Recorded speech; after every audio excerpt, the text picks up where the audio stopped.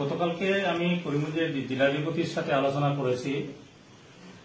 অনেক ডিলাররা সকলের কাছেই বলেছেন যে 25 তারিখের মধ্যে কেওয়াইসি দিতে হবে।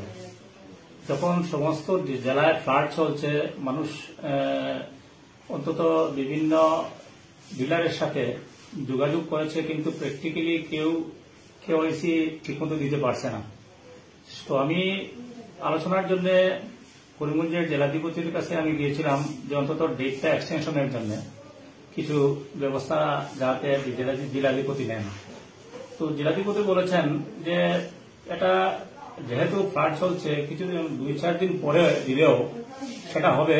তার জন্য অন্তত চাউল ডাল এগুলা দেওয়া বন্ধ হবে, কারণ এটা কেওয়াইসির সাথে তেমন কোনো সম্পর্ক নয়।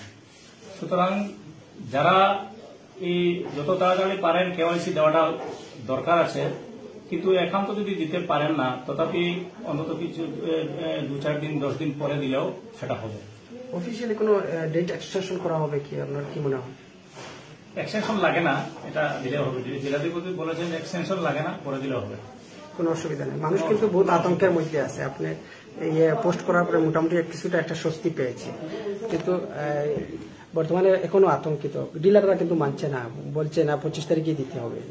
তো বলুক, যেহেতু আমি জেলাধিপতির সাথে আলোচনা করেছি, নিশ্চয়ই জেলাধিপতির সাথে সাথে সুপারিনটেন্ডেন্টকে, সাপ্লাই সুপারিনটেন্ডেন্টকে তিনি ডেকে এনে আমার সামনেই কথা বলেছেন, বলে তিনি তারপরেই সেটা বলেছেন।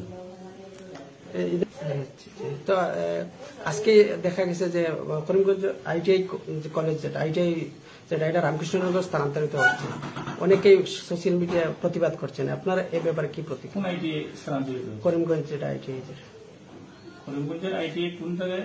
রামকৃষ্ণনগর।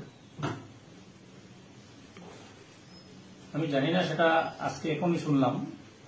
তো আইটিআই তো সব কনস্টিটিউয়েন্সিতেই হবে, যেহেতু কিছুদিন আগে আমি আমার সমষ্টিতে আইটিআই একটা বিল্ডিং আছে, স্থায়ী বিল্ডিং আছে।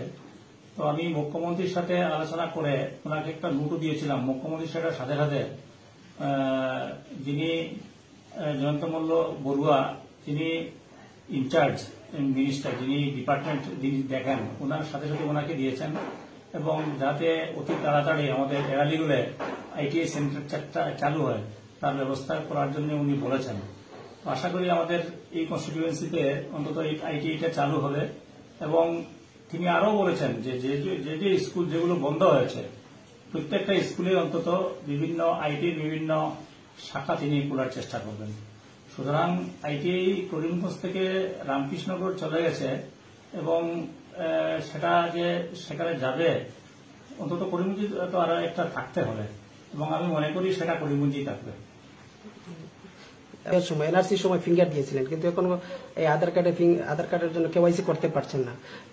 এটা তো আসামের ইস্যু না, এটা সেন্ট্রাল ইস্যু, এবং এটা অ্যাসেম্বলিতেও আলোচনা হয়েছে, অ্যাসেম্বলি থেকে রেজলিউশনও দেওয়া হয়েছে, ক্যাবিনেটও ডিসিশন করে ক্যাবিনেট মেমোরেন্ডামও গভর্নমেন্ট অফ ইন্ডিয়ার কাছে দেওয়া হয়েছে।